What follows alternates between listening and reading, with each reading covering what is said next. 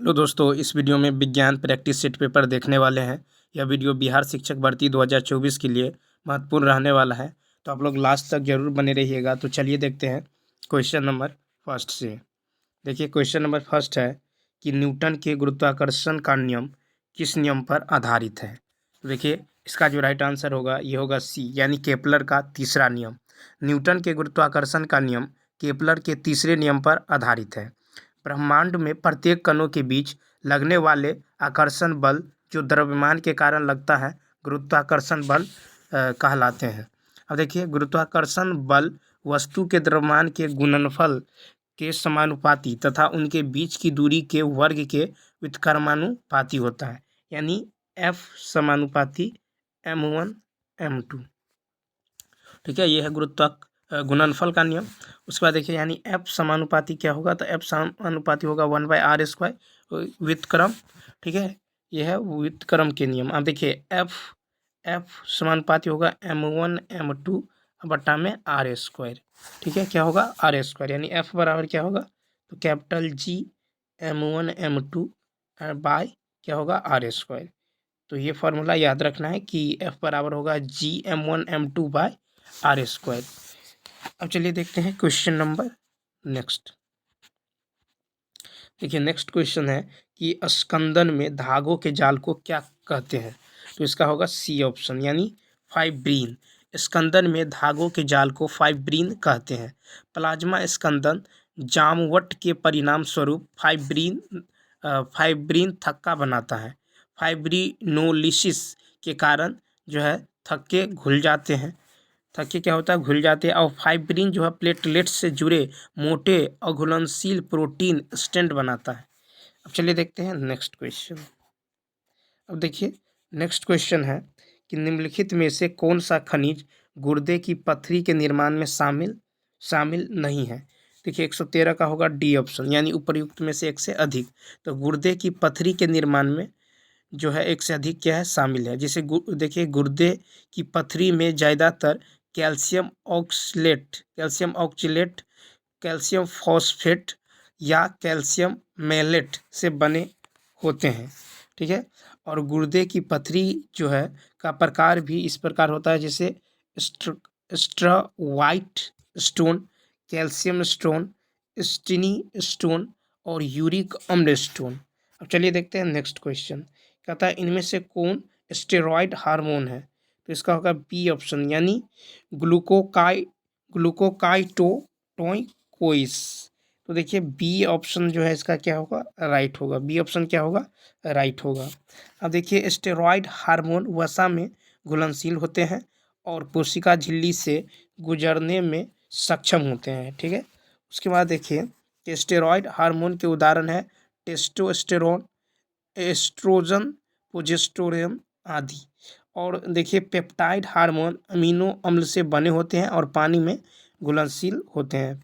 Peptide hormone कोशिका झिल्ली से गुजरने में असमर्थ होते हैं। वहीं इंसुलिन अग्नाशय द्वारा निर्मित एक जो है महत्वपूर्ण पेप्टाइड हार्मोन है। अब देखिए क्वेश्चन नंबर नेक्स्ट। देखिए, नेक्स्ट क्वेश्चन है कि नाभिक की संरचना के बारे में निम्नलिखित में से कौन सा कथन गलत है। इसका बी ऑप्शन, यानी नाभिक की संरचना के बारे में गलत है कि न्यूक्लियोलस में आरएनए, डीएनए, स्टोन और गैर हिस्टोन प्रोटीन होते हैं। ये कथन क्या है, गलत है। देखिए, केंद्रिका जो है प्रोटीन एवं आरएनए के बने होते हैं। रॉबर्ट ब्राउन ने 1831 में केंद्रक की खोज किए थे। रॉबर्ट ब्राउन ने 1831 में केंद्रक की खोज किए थे। केंद्रक के 4 भाग निम्नलिखित हैं, जिसे केंद्रक कला, केंद्रक द्रव्य, केंद्रिका एवं क्रोमेटिन धागा। ठीक है, अब चलिए देखते हैं क्वेश्चन नंबर 116।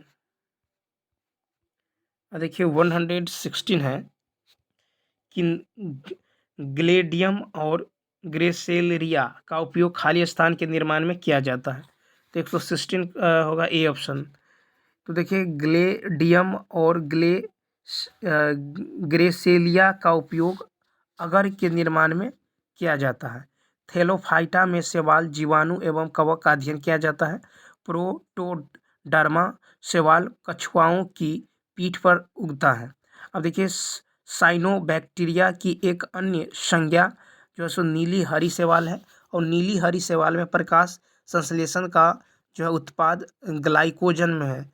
और देखिए कि कारा तथा नाइट्रेला शैवाल मलेरिया उन्मूलन में सहायक होता है। 116 है कि इनमें से कौन सा जो है उम्र से संबंधित विकार है, तो इसका सी ऑप्शन। तो देखिए ऑस्टियोपोरोसिस ये उम्र से संबंधित विकार है। ऑस्टियोपोरोसिस रोग में जो है रोगी की हड्डियां अंदर से खोखली और कमजोर होती हैं। कैल्शियम और विटामिन डी की कमी ऑस्टियोपोरोसिस की मुख्य वजह है। ऑस्टियोपोरोसिस की जांच के लिए बीएमडी यानी बोन मिनरल डेंसिटी टेस्ट किया जाता है। और चलिए देखते हैं क्वेश्चन नंबर 118। देखिए क्वेश्चन नंबर 118 है कि निम्नलिखित में से कौन सा मिट्टी का कार्य नहीं है, तो इसका सी ऑप्शन। तो देखिए मिट्टी एक मैट्रिक्स के रूप में कार्य करता है जो पौधे को अस्थिर करता है, मिट्टी पर कार्य नहीं है। ठीक है, मिट्टी का यह कार्य नहीं है। अब देखिए मिट्टी का कार्य क्या है, तो मिट्टी का कार्य है यह पानी धारण करता है, यह जड़ों को हवा प्रदान करता है, इसमें नाइट्रोजन स्थिरीकरण करने वाले बैक्टीरिया होते हैं, और मृदा का अध्ययन पेडोलॉजी कहलाता है। इन मीडिया का अध्ययन पेडोलॉजी कहलाता है। अब चलिए देखते हैं मृदा का अध्ययन पेडोलॉजी कहलाता है। 119 है कि अधिकांश नाइट्रोजन पौधों में प्रवाहित होती हैं, इसका सी ऑप्शन यानी अकार्बनिक आयनों के रूप में। तो अधिकांश नाइट्रोजन पौधों में अकार्बनिक आयनों के रूप में प्रवाहित होती हैं। वायुमंडलीय नाइट्रोजन को मृदा में स्थिर करने वाली असहजीवी जीवाणु एजोटोबैक्टर एवं क्लास्ट्रीडियम जीवाणु हैं। अब देखिए कि नाइट्रीकरण जीवाणु अमोनिया की नाइट्रोजन को ऑक्सीकृत करके नाइट्रेट में बदलते हैं।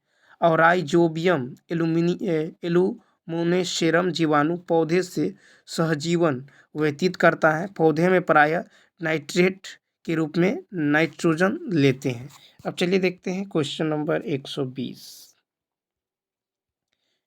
है कि इनमें से कौन हृदय की मांसपेशियों की विशेषता नहीं है, तो इसका सी ऑप्शन। तो देखिए हृदय की मांसपेशियां जो है ये जो है धारीदार नहीं है, हृदय की मांसपेशियों की विशेषता नहीं है। ठीक है, अब देखिए हृदय की मांसपेशियों की विशेषता क्या है, तो यह हृदय पेशी अनैच्छिक पेशियों से बनती है, यह बेलनाकार शाखाओं वाली एक केंद्र किए होती हैं, यह जीवन भर लयबद्ध होकर प्रसार एवं संकुचन करती हैं। ठीक है, और देखिए 121 कहता है इनमें से कौन जो है वैज्ञानिक ने प्रकाश संश्लेषण अध्ययन में योगदान दिया है।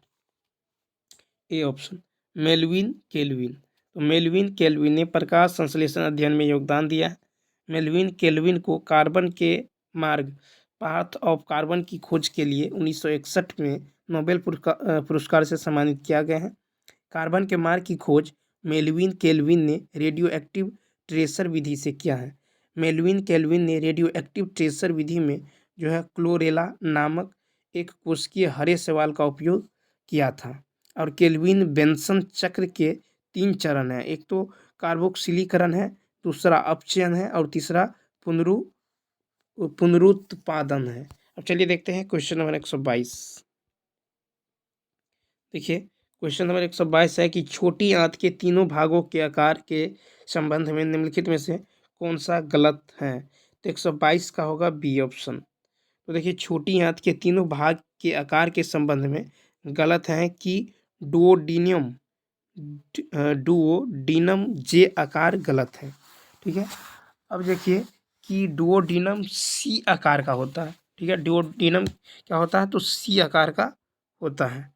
अब देखिए क्वेश्चन नंबर 123 है कि दिए गए चित्र निम्नलिखित में से कौन सा जो है गलत अंकित है, तो 123 का होगा बी ऑप्शन। तो हेपेटाइटिस पोर्टल सिरा और वसामय ग्रंथि ये क्या है, तो गलत है। दिए गए आलेख का सही जो है लेबलिंग नीचे दिखाया गया है। देखिए यहाँ पे कि दिया गया चित्र जो है मानव मूत्र प्रणाली को दर्शाता है। ठीक है, किसको दर्शाता है, तो मानव मूत्र प्रणाली को दर्शाता है।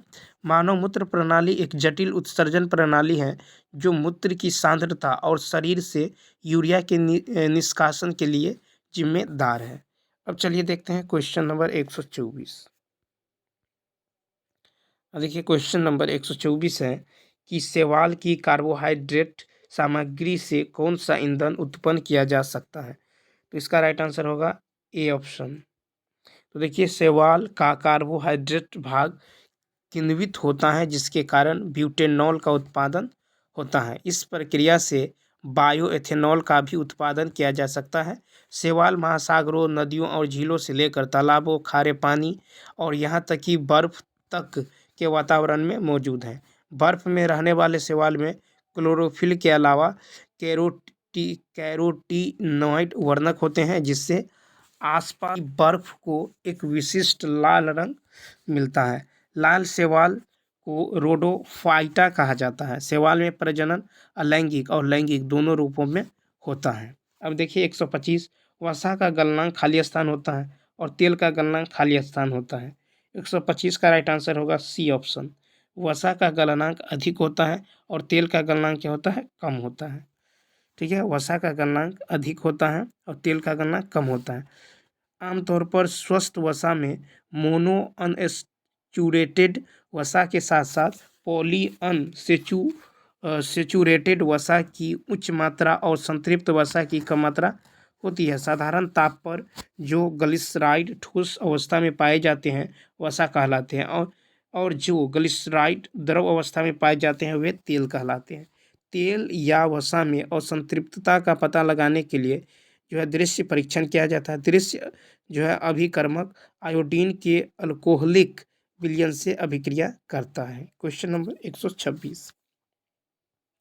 126 है कि संपर्क प्रक्रिया में उत्प्रेरक की पहचान कीजिए। तो इसका ई ऑप्शन क्या होगा, राइट होगा।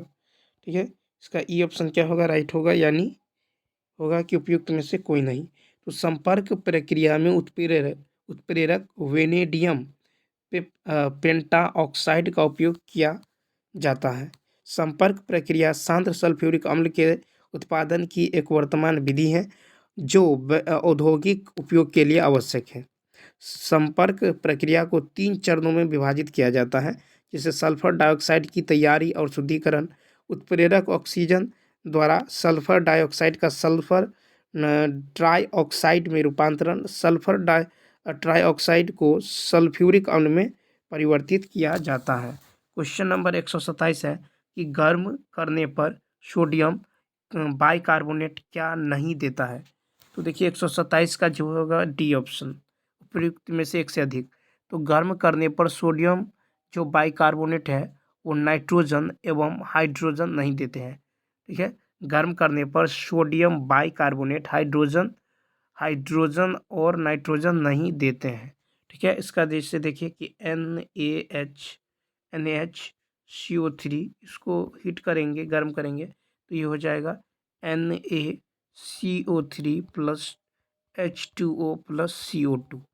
ठीक है, CO2 यहाँ पे क्या देता है, तो जल और कार्बन डाइऑक्साइड देता है, लेकिन नाइट्रोजन एवं हाइड्रोजन नहीं देता है। ठीक है, अब देखिए यहाँ पे है कि सोडियम बाइकार्बोनेट का उपयोग, जैसे केक बनाने में सोडियम बाइकार्बोनेट का उपयोग होता है, आटा गूंथते हुए किण्वित करने के लिए होता है और बालों को धोने के लिए भी सोडियम बाइकार्बोनेट का यूज होता है।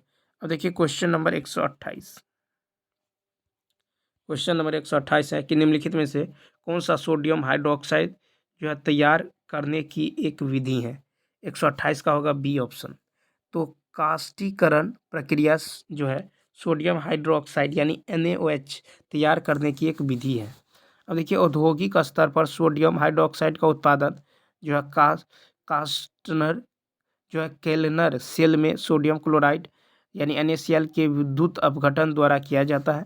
कास्टनर केल्नर सेल विधि में मरकरी कैथोड तथा कार्बन ग्रेफाइट की 6 एनोड का कार्य करती है। सोडियम हाइड्रोक्साइड के साधारण विलयन में CO2 गैस प्रवाहित करने पर धोवन सोडा प्राप्त होता है।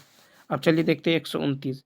कहता है कि जब गैस के दबाव और तापमान के बीच एक ग्राफ खींचा जाता है तो इसे खाली स्थान के रूप में जाना जाता है। तो 129 का होगा ए ऑप्शन, आइसोकोरिक।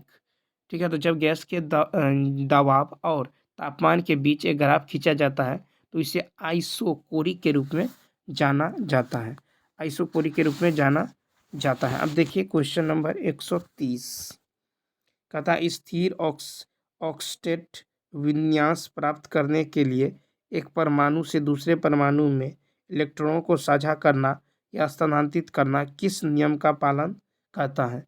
130 का होगा सी ऑप्शन, यानी ऑक्टेट नियम।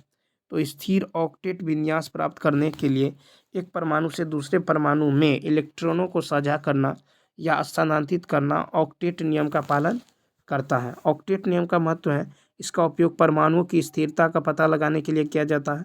ऑक्टेट नियम यह पता लगाने में जो है सहायता करता है कि परमाणु कैसे संयोजित होंगे। ठीक है, यह रासायनिक संरचनाओं की स्थिरता और प्रतिक्रियाशीलता की भविष्यवाणी करने में मदद करता है। अब चलिए देखते हैं 131, क्वेश्चन नंबर 131 है कि ब्रांड क्रम और ब्रांड की लंबाई के बीच किस प्रकार का संबंध होता है? इसका बी ऑप्शन, यानी अप्रत्यक्ष रूप से अनुपातिक।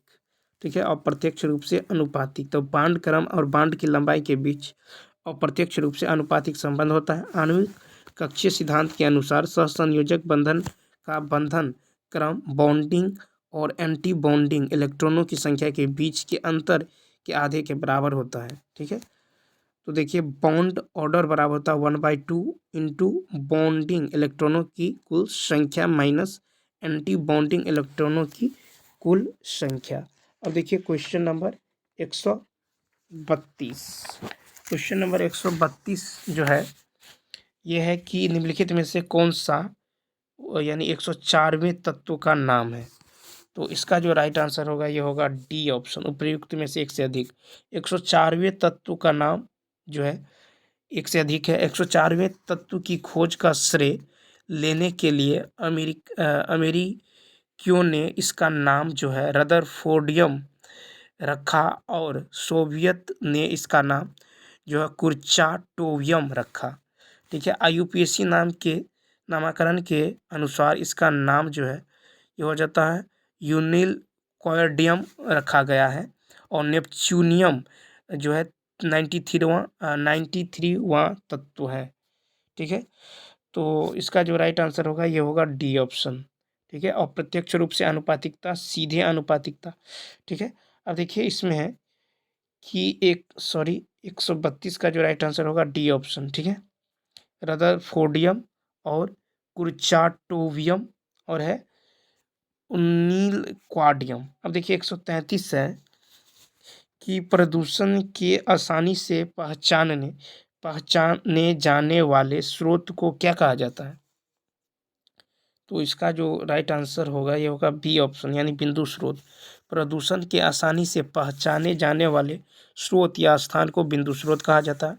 बिंदु स्रोत के उदाहरण नगर पालिका और औद्योगिक डिस्चार्ज जो है पाइप हैं, जहाँ प्रदूषक उपचारित अपशिष्ट जल के रूप में जल स्रोत में प्रवेश करते हैं। एक बिंदु स्रोत की सीमा नगण्य होती है, जो इसे अन्य प्रदूषण स्रोत ज्यामिति से अलग करती हैं। एक बिंदु स्रोत प्रदूषक वह है जो एक पाइपलाइन या चैनल से पानी तक पहुंचाता है। सीवेज डिस्चार्ज या आउटफॉल पाइप, कारखाने और सीवेज उपचार संयंत्र तो सामान्य प्रकार के बिंदु स्रोत हैं। ठीक है, अब चलिए देखते हैं क्वेश्चन नंबर 134। 134 है कि परमाणुओं का आकार लगभग होता है। तो इसका बी ऑप्शन, यानी 0.1 nm। देखिए परमाणुओं का आकार होता है 0.1 nm। प्राकृतिक रूप से पाया जाने वाला सबसे छोटा परमाणु हीलियम आकार में 0.1 nm है। परमाणु किसी रासायनिक तत्व की सबसे छोटी इकाई है जो रासायनिक प्रक्रिया में भाग ले सकती है। परमाणु का आकार परमाणु में नाभिक और इलेक्ट्रॉन के बीच की औसत दूरी के बराबर होता है। अब देखिए परमाणु का आकार जो है निम्न कारकों से प्रभावित होते हैं, जैसे नाभिकों में प्रोटॉन की संख्या, नाभिकों में इलेक्ट्रॉन की संख्या, कक्षा का आकार जिसमें इलेक्ट्रॉन स्थित है। अब क्वेश्चन नंबर 135, देखिए क्वेश्चन नंबर 135 है कि निम्नलिखित में से कौन स्वतः स्फूर्त चुंबकत्व प्रदर्शित करता है? 135 का होगा बी, लौह चुंबकीय सामग्री।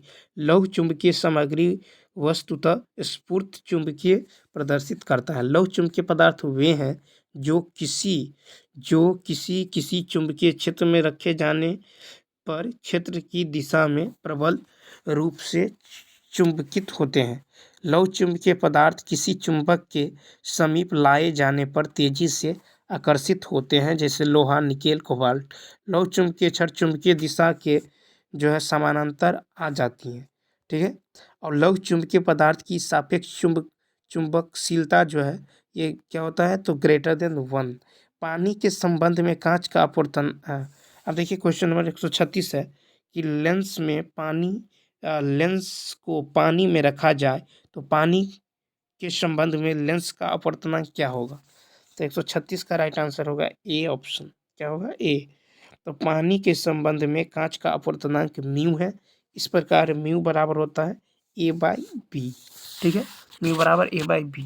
म्यू पानी के संबंध में कांच का अपवर्तनांक है, ए कांच का अपवर्तनांक है और बी पानी का अपवर्तनांक, ठीक है। जबकि कांच के संबंध में पानी का अपवर्तनांक म्यू है और म्यू, ठीक है। अब चलिए कि किसी माध्यम की वह क्षमता जिससे वह प्रकाश की किरण की दिशा बदल देता है उसे अपवर्तनांक कहते हैं। और दो माध्यमों के निरपेक्ष अपवर्तनांक का अनुपात आपेक्षिक अपवर्तनांक कहलाता है। अब क्वेश्चन नंबर 137, प्रकाश कैसे उत्सर्जित होता है? इसका होगा सी ऑप्शन। प्रकाश कैसे उत्सर्जित होता है? उसका राइट आंसर होगा सी। उच्च ऊर्जा इलेक्ट्रॉनों का उत्तेजित अवस्था से निचली अवस्था में संचरण। ऊर्जा इलेक्ट्रॉनों का उत्तेजित अवस्था से निचली अवस्था में संचरण से प्रकाश उत्सर्जित होता है। एक, ठीक है। अब देखिए कि एक फोटोन की ऊर्जा फोटोन की आवृत्ति के सीधे आनुपातिक होती है। अब क्वेश्चन नंबर 138, एक गोला एक 4 असमान भागों में फट जाता है, निम्नलिखित में से कौन सा संरक्षित है? 138 का होगा सी, संवेग। एक गोला 4 असमान भागों में फट जाता है, इसमें संवेग संरक्षित रहता है। दो वस्तुओं के प्रत्यास्थ संघट्य में दोनों वस्तुओं का या कणों की संपूर्ण गतिज ऊर्जा संरक्षित रहती है।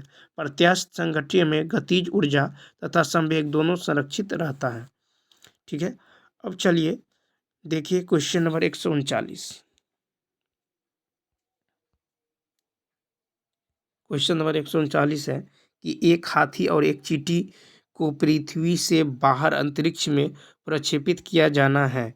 ऐसा करने के लिए आवश्यक वेग क्या है? 139 का होगा सी, दोनों को समान वेग से प्रक्षेपित करने की आवश्यकता है। एक हाथी और एक चींटी को पृथ्वी से बाहर अंतरिक्ष में प्रक्षेपित किया जाना है। ऐसा करने के लिए आवश्यक वेग दोनों के समान वेग से प्रक्षेपित करने की आवश्यकता है, ठीक है।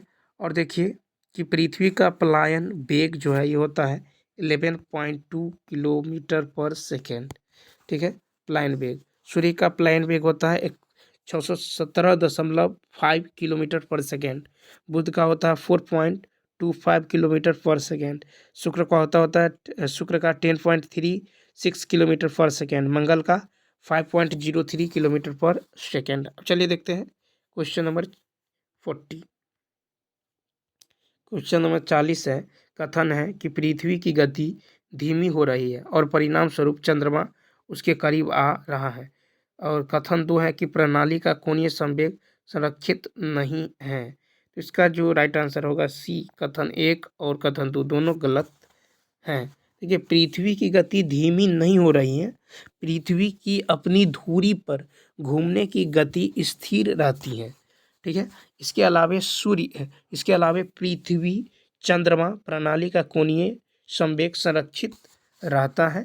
पृथ्वी की परिक्रमण गति 30 किलोमीटर पर सेकेंड और पृथ्वी की घूर्णन गति 0.4621 किलोमीटर पर सेकेंड है। Question number 141। देखिए क्वेश्चन नंबर 141 है कि निम्नलिखित में से कौन सा एक प्रभावी शीतलक है?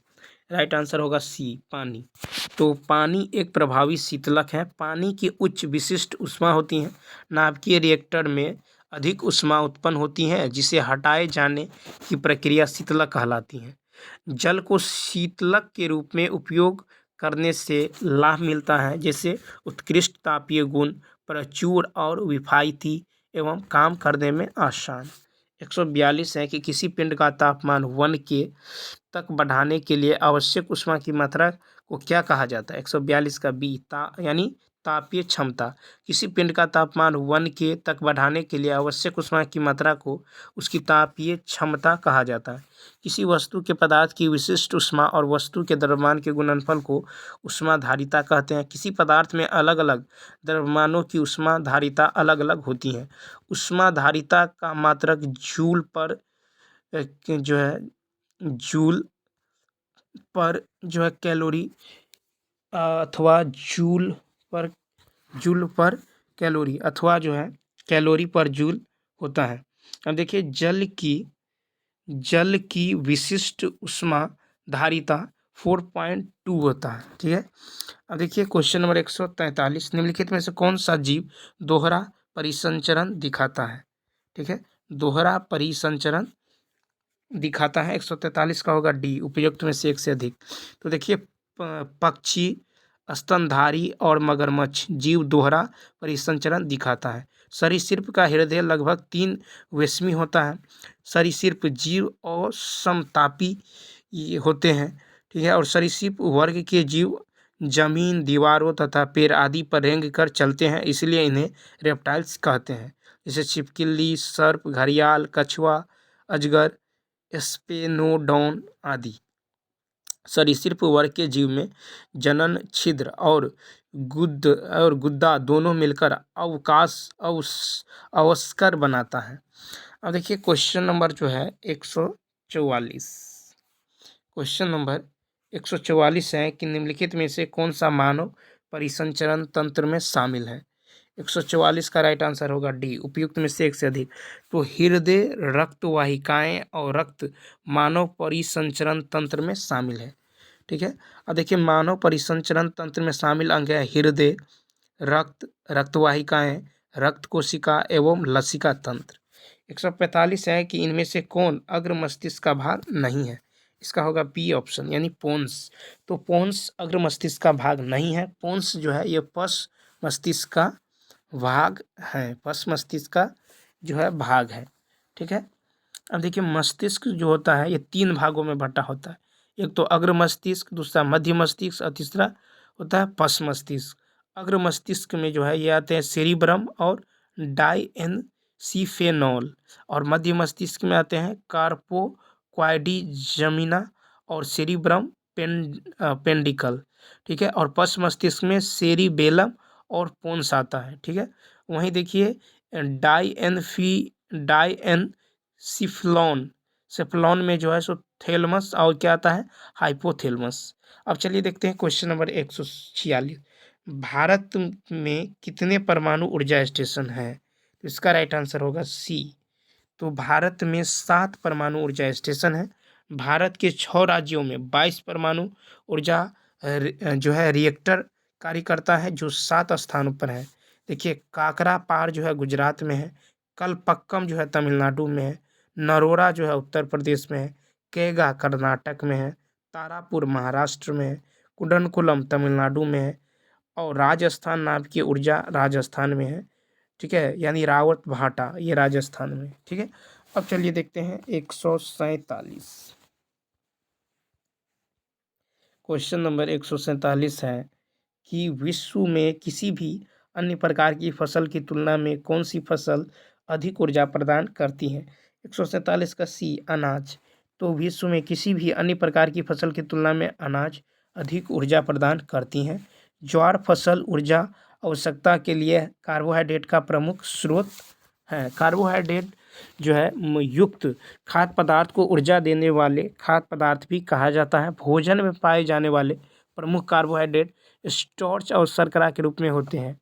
ठीक है, आलसी का बीज जो है ये आवश्यक वसा प्रदान करते हैं। Question number 148,